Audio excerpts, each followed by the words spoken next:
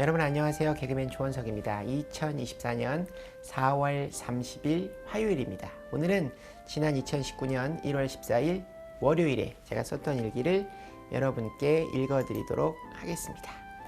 2019년 1월 14일 월요일, 어젯밤 10시 반쯤 잠자리에 누웠지만 또 핸드폰을 보느라 11시 40분쯤 불을 끄고 누웠다.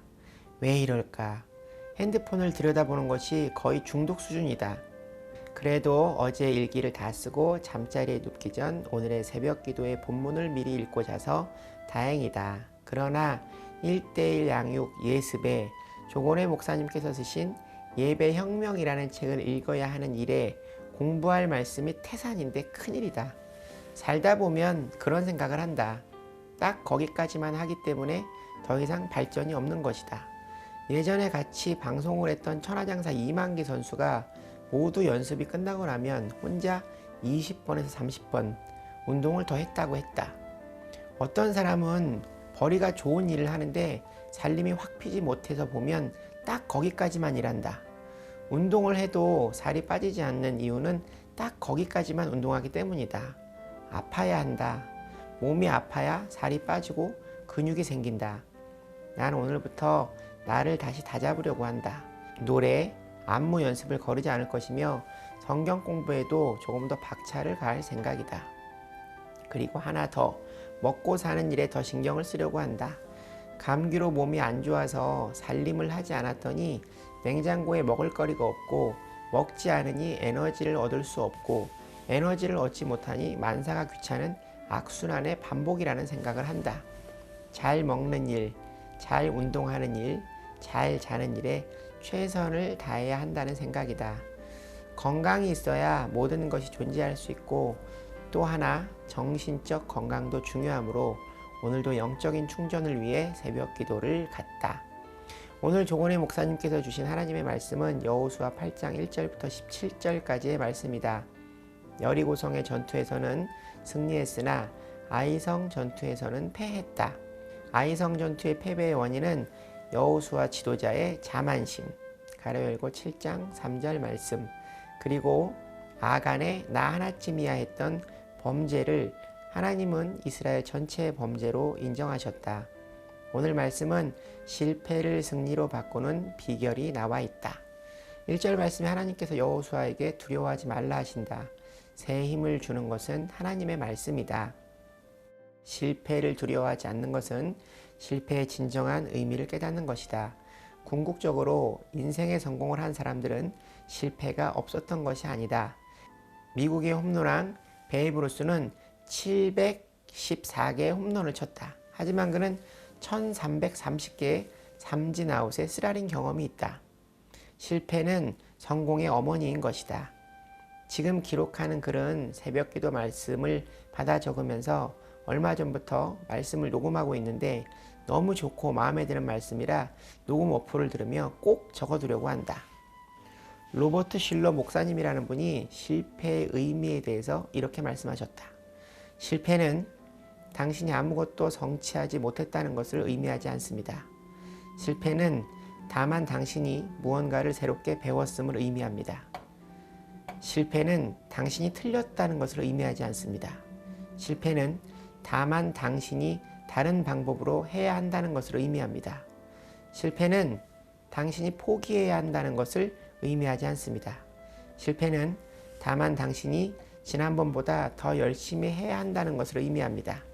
실패는 결국 당신이 해낼 수 없음을 의미하지 않습니다. 실패는 다만 시간이 조금 더 걸릴 것이라는 사실입니다. 실패는 하나님께서 당신을 버렸다는 것을 의미하지 않습니다. 실패는 다만 하나님께서 더 좋은 계획을 가지고 계심을 의미할 뿐입니다.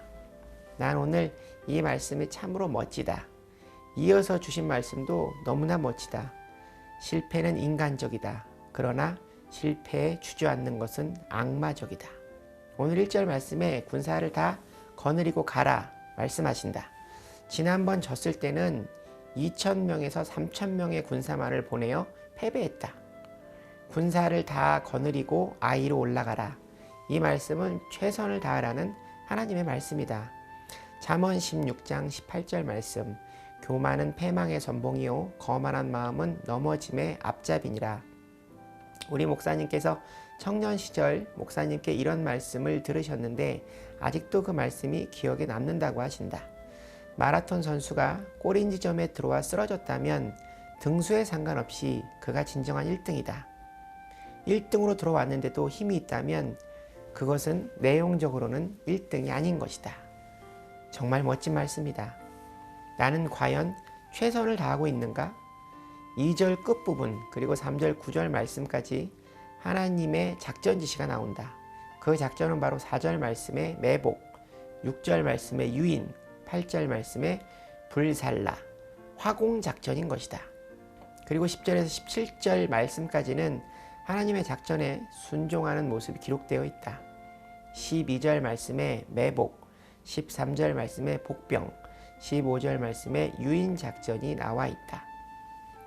매복과 유인으로 중간에 끼게 된 아이성 사람들은 전쟁에서 지고 만다. 하나님은 변함이 없으신데 하나님의 방법과 전략은 바뀐다. 여리고성은 성을 돌라 하심으로 그들의 믿음을 보려 하셨고 그 믿음의 응답으로 초자연적인 현상으로 승리하게 하셨고 아이성 전투는 작전 지시를 따르는 군대의 구체적 전략에 대한 순종으로 이스라엘을 전쟁에서 승리하게 하셨다.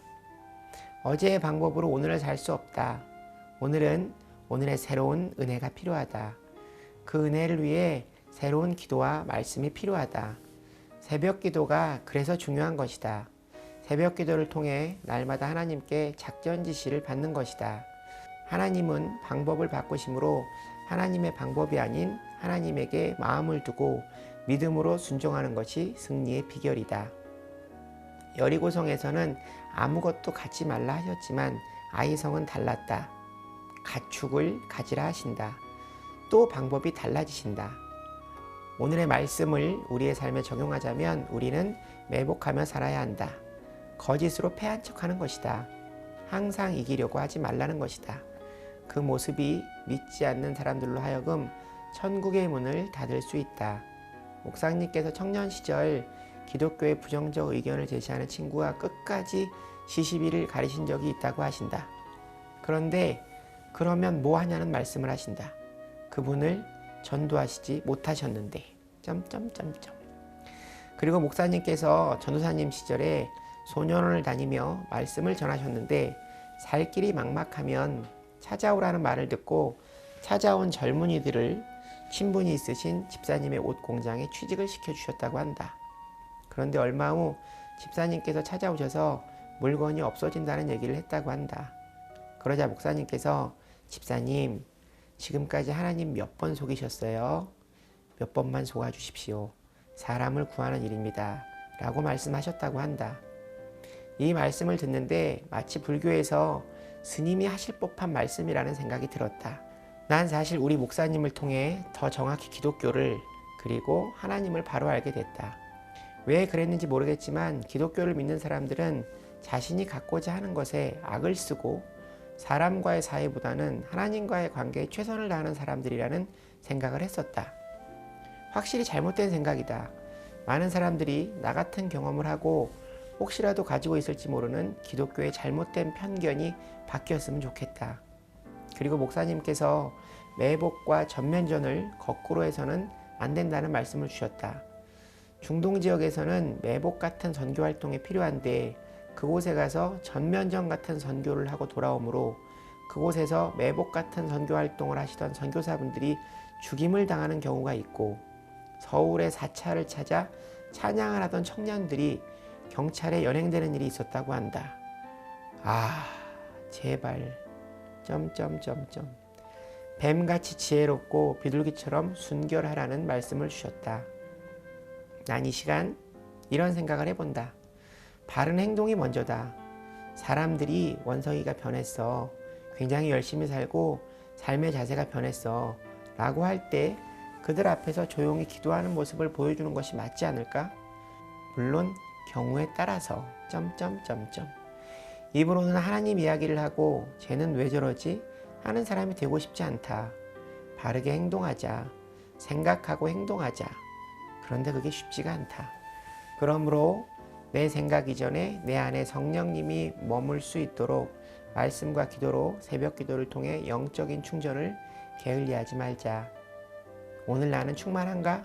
잘 모르겠다.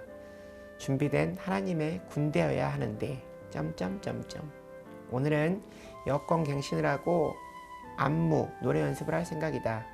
먹을거리도 준비하고 하나님이 함께 해주시길 바란다. 하나님 감사합니다. 사랑합니다. 제가 기독교와 하나님에 대한 편견이 있던 시절 저는 사람을 통해 기독교를 봤었습니다. 그러나 성경의 말씀을 통해 만난 하나님, 예수님은 내가 사람들을 통해 알던 것과는 완전히 달랐습니다. 혹시 지금 저도 하나님을 가리우는 한 사람의 기독교인으로 살고 있지는 않는지 두려운 생각이 드네요. 제발 천국의 문을 닫지 않는 사람으로 잘 살아가는 원석이가 되기를 바랍니다. 오늘 일기는 여기까지입니다. 여러분, 오늘 하루도 주님과 함께 동행하는 행복한 하루 되시기 바랍니다. 휴부! 여러분, 주님께 돌아오세요.